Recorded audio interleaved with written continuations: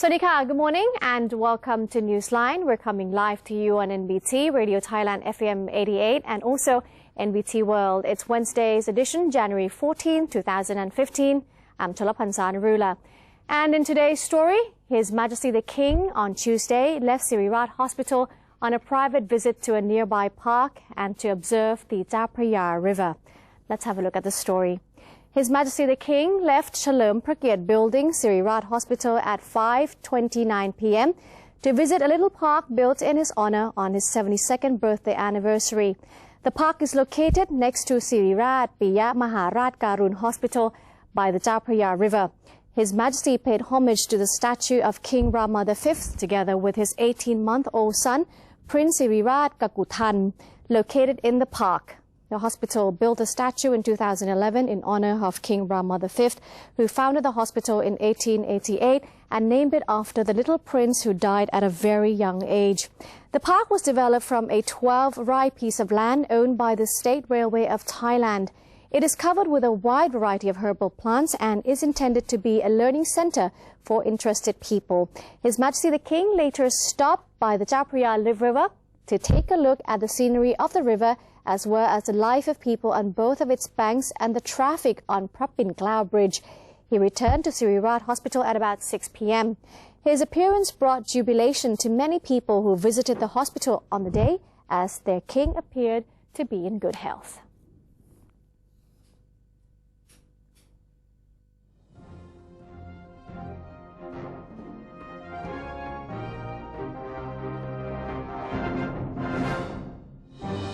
And now to today's segment of Thailand Moves Forward.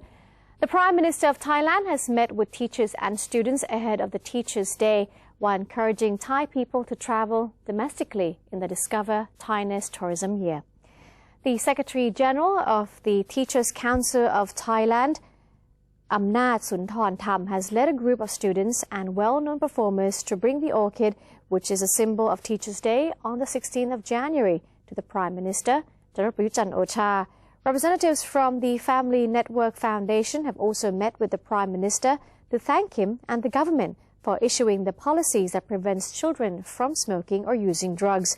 Meanwhile, the representatives from the Ministry of Tourism and Sports and the Tourism Authority of Thailand, or TAT, have also met with the Prime Minister to present him the 2015 Discover Thainess Year badge, while the Prime Minister encouraged the public to travel domestically in the tourism year. The Prime Minister said that he will urge the media to help publicize the Discover Thainess campaign to promote tourism. There will be 14 different tour packages in the Discover Thainess campaign this year, notably the Cultural Tourism Package and the Conservation Tourism Package. The TAT will host the Discover Thainess event in central Bangkok to promote tourism in Thailand on the 14th of January, or today. So some roads will be closed at about 5:30 p.m. onwards. Roads along Rama 1 beginning at the National Stadium, which is next to MBK Department Store. And then the parade will be traveling along Rajprasong intersection and on the way to Lumpini Park. So roads along that route will be closed during the event. Do check out the traffic if you have to be in those areas at that time this evening. Prime Minister Prayut Chan-o-cha has urged all sectors of Thai society to make history by joining hands in national reform efforts. Kun Niranut Traichakwanit has more for us. In his televised national address on the program, Returning Happiness to the People, the Premier Minister stated that all professional groups should know about national reform being conducted in all areas. He said that the incumbent government is working hand in hand with the National Legislative Assembly and the National Reform Council. Its administrative system is similar to that of other governments in normal time. The only difference is that national reform has been brought into picture. The Premier said that the several proposals being discussed by members of the National Reform Council have not yet been finalized. Both the National Council for Peace and Order and the government would consider them in terms of advantages and disadvantages.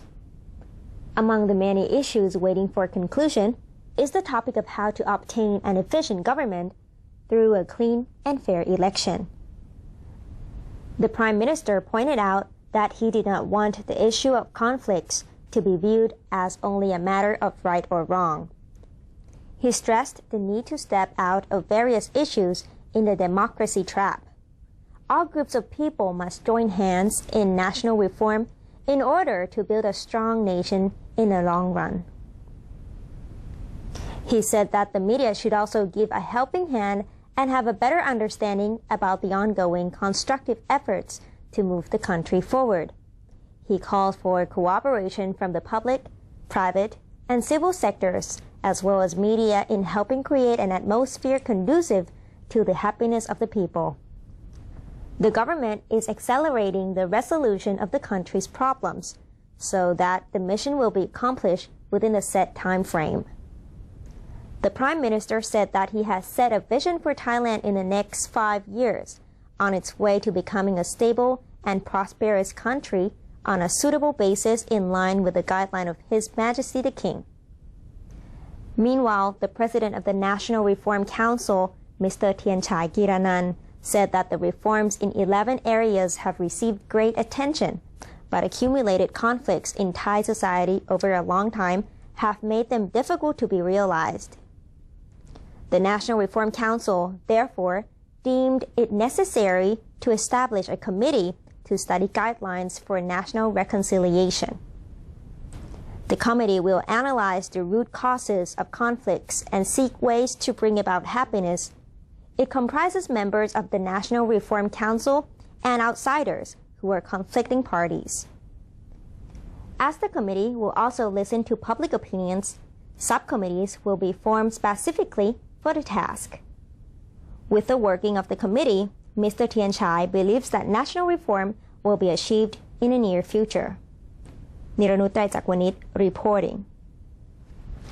The Cabinet has approved a bill concerning the expropriation of land for the construction of the Purple Line electric train project and will now submit the bill to the National Legislative Assembly, or NLA, for approval. The land expropriation bill was proposed by the Ministry of Transport and approved by the Cabinet in its meeting. Government spokesperson Captain Yongyut Mayalab announced that the bill calls for the expropriation of 69 plots of land with Bang Baw Thong, Bang Yai and Mueang districts of Nonthaburi province, as well as Bang Su district of Bangkok. The acquired land will be used for the construction of the Bang Yai, Bang Su section of the Purple Line electric train system. The bill requires owners of the 69 land plots to surrender their property to the Mass Rapid Transit Authority of Thailand, which is in charge of the electric train project. The agency must make use of the land within 10 years' time. Following the Cabinet's approval, the bill will be submitted to the Council of State for review before being forwarded to the National Legislative Assembly in order for it to be deliberated and also enacted into law. Prime Minister General Prayut Chan-o-cha has signed an order to appoint his deputy, General Prawit Wongsuwon, as chairman of the Policy Steering Committee of the National Council for Peace and Order, or NCPO. The committee and the government will collaborate to expedite the implementation of their policies. Deputy Government Spokesman Major General Sansern Kao Kamnert said the government saw it fit to set up the committee since some strategies of the government and the NCPO needed the capacities of the military in order to implement them speedily. As for the economic volatility, the deputy spokesperson said the Premier had assigned all relevant units to monitor the situation and economic data, which affected the government's work and the country's economy. The government was ready to make adjustments in line with changing conditions. Human trafficking has been a long-term problem in Thailand. Different strategies are being implemented by the government to help solve the issue. And here's a report from Kun Lisnari, Wichitarasat. Don Boramat Winai, Deputy Minister of Foreign Affairs, said at a recent press conference that this year, Thailand is taking serious measures to counteract human trafficking, including adding 5 new long-term measures, which will help eliminate human trafficking in Thailand. Thailand is listed under Tier 3 by the United States in the Trafficking in Persons Report 2014, which, according to the U.S. State Department's Office to Monitor and Combat Trafficking in Persons definition, means the country does not fully comply with the minimum standards to eliminate human trafficking and are not making significant efforts to do so. It has been announced at the press conference that Thailand has sent the first amendment to the Anti-Human Trafficking Act, which, if approved by the cabinet, will lead to preventive measures against trafficking by 1.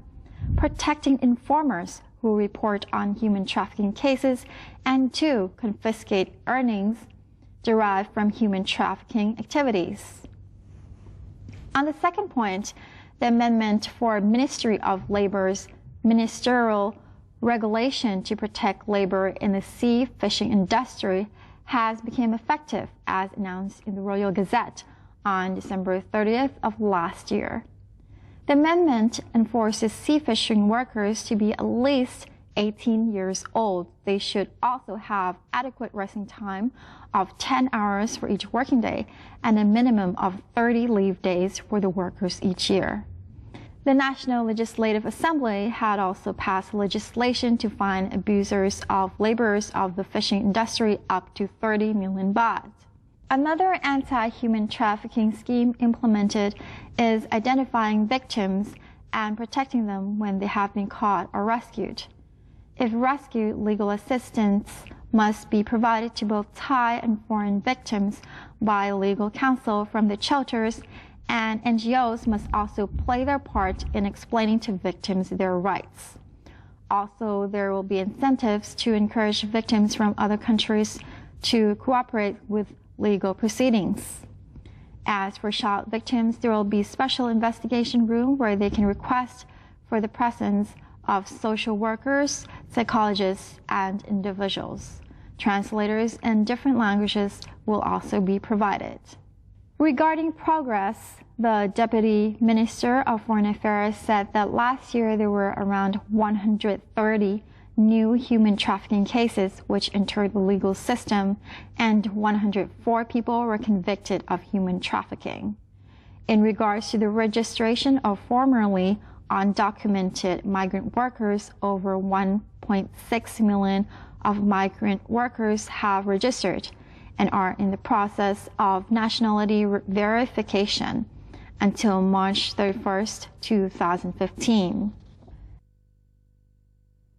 Thanks to Kun Lisnari for the report. Moving on, the President of the National Reform Council has approved the idea of having the Constitution Drafting Committee, or CDC, report the progress of the Charter drafting to the NRC meeting regularly from now on.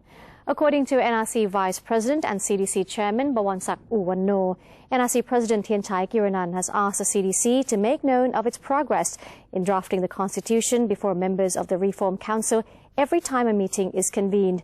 Mr. Thien Chai's approval followed a proposal made to NRC meeting requesting the Charter Rewrite Committee be granted opportunities to present summary results of its operations to every NRC meeting. Likewise, he said, seats are provided for the Reform Council to sit and take part in everyday meeting of the CDC, adding that the Reform body members can still send in personal suggestions on the framework of the new Charter or on behalf of their standing committees.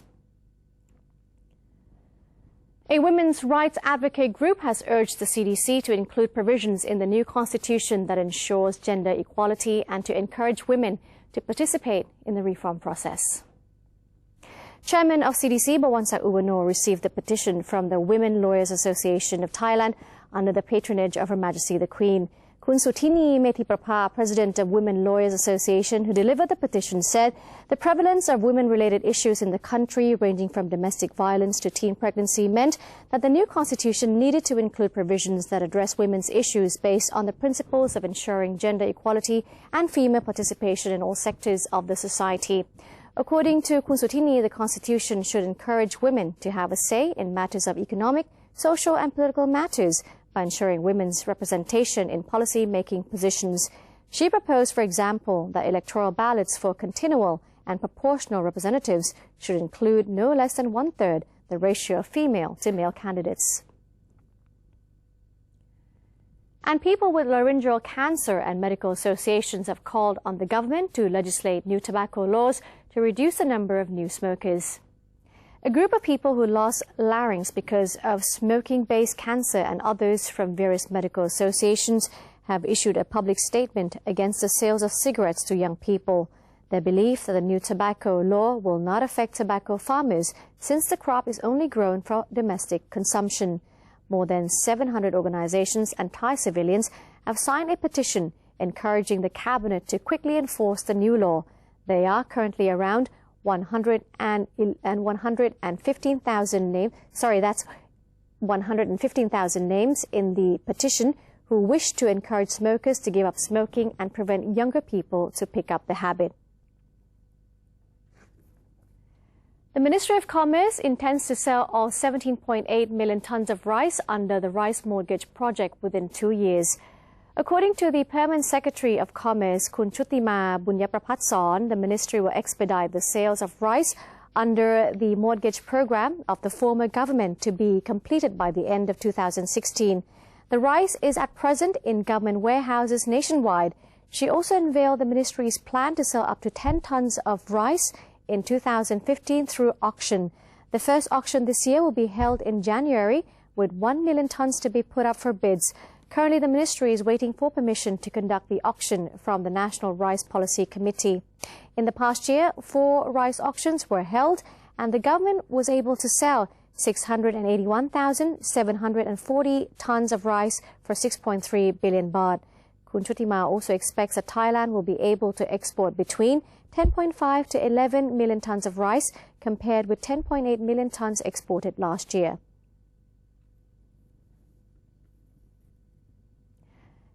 There have been great advancements in education for children with chronic illnesses, and holistic schools and hospitals are helping these children keep up with their classmates in regular schools.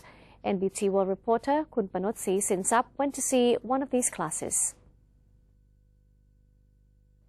Holistic school in the hospital is the facility in the hospital that provide not only medical care but also support the children with physically, emotionally, and socially, and also spiritually for these children who stay in the hospital for longer period of time. And this patient will receive this kind of support in the classroom here and also in the ward, like bedside teaching and bedside recreation program. Queen Sirikit National Institute of Child's Health, established in 1954, is the only hospital in Thailand dealing solely with the treatment of pediatric patients. It was the first place to implement a holistic school in hospital in Thailand in 1997.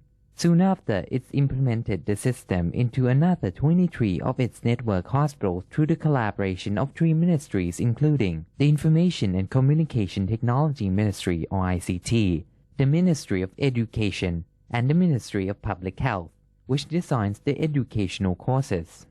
The e-learning program consisted of computer-aided instruction and the electronic distance learning television, or EDLTV, which is an e-learning program consisting of lessons for grade 1 to grade 12 according to the standard curriculum of the Ministry of Education. This EDLTV is supported by the Distance Learning Foundation of His Majesty's King Bhumibol Adulyadej. Dongkamul Ngao Kam got a lot from her experience as a student at the holistic school in hospital, and now that she has fully recovered from her illness, she is prepared for her future as she gained a strong education and attending university even while working at the same time. เป็นทาลัสซีเมียตั้งแต่เล็กๆนะคะก็ได้มีโอกาสมารักษาตัวที่โรงพยาบาลเด็กตอนอายุ10 ปีค่ะก็ได้รักษาด้วยการตัดม้ามนะคะแล้วก็เข้าออกโรงพยาบาลเป็นเวลาประมาณ1 ปีก็คือเข้าออกค่ะแล้วก็ไม่มีโอกาสได้ไปศึกษาต่อตามโรงเรียนตามปกติค่ะทางศูนย์โครงการก็เลยให้โอกาสได้มาเรียนที่ห้องโครงการค่ะก็มีโอกาสได้เรียนกศน.แล้วก็สอบเข้ามหาลัยได้ตามปกติ Dongkamul's story is one of many successful stories of how the project has helped children across the country continue their general education and shows that prolonged diseases and illnesses need no longer prevent children from achieving their future career goals. I'm Panotsi Sinsap reporting. And that's it for today's edition of Thailand Moves Forward. We'll take a quick break, having a look at the exchange rates and commodity prices first, and Newsline will return with international news. Don't go away.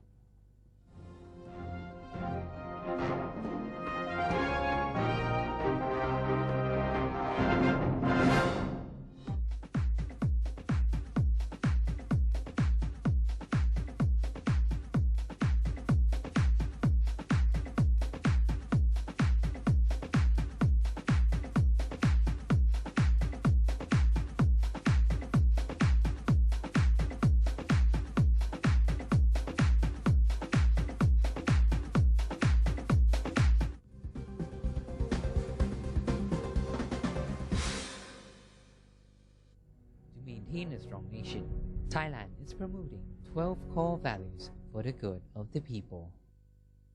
The 11th core value: keeping physical and mental strength, unyielding to evil powers or desires, having a sense of shame over guilt and sins in accordance with religious principles.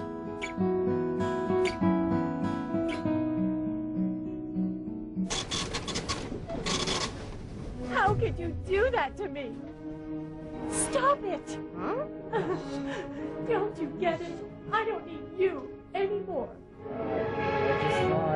Enough! We're through. There's someone else in my life. Say no to the past. Bring your own bag. Say no to plastic. Faithful Buddhists are invited to donate to the building of a huge Buddha statue known as Praputta Metta. It's to be constructed at Tepratown Temple, Soi Dao, Jantaburi. With a 20,000 baht donation, the donor's name will be engraved on the foundations of the statue. Those wishing to contribute may make their donations at the Royal Thai Embassy or at the Consulate General in each country, 7-Eleven convenience stores and stores with counter service signs, Rung Thai Bank, Siam Commercial Bank or Bangkok Bank.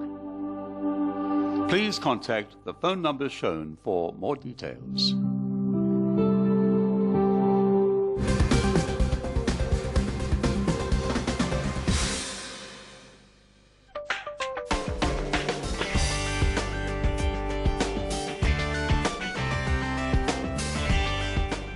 Welcome back. You're watching Newsline. Indonesian officials assured the families of the passengers on board the downed AirAsia flight yesterday they will not give up searching for the remains after 2 recorders were retrieved. The cockpit voice recorder, which retains the last 2 hours of conversation between the pilots and air traffic controllers, was found close to where the flight data recorder was recovered from the bottom of the Java Sea. Navy officials said the recorder had been found covered in sand and surrounded by wreckage.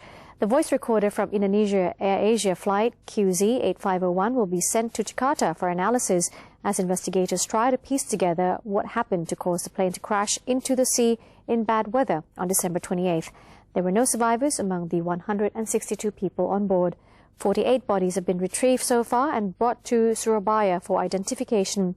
Searchers believe more bodies will be found in the plane's fuselage. And that brings us to the end of today's edition of Newsline. If you do have any suggestions or comments, please feel free to write them to us. The email address is newsline.nbt@gmail.com. Today we say goodbye by showing you the beautiful scenery of Doi Intanon, which is in Chiang Mai province. I'm Chalapansar Narula. Thank you very much for joining us. Have a good one. Sawasdee ka.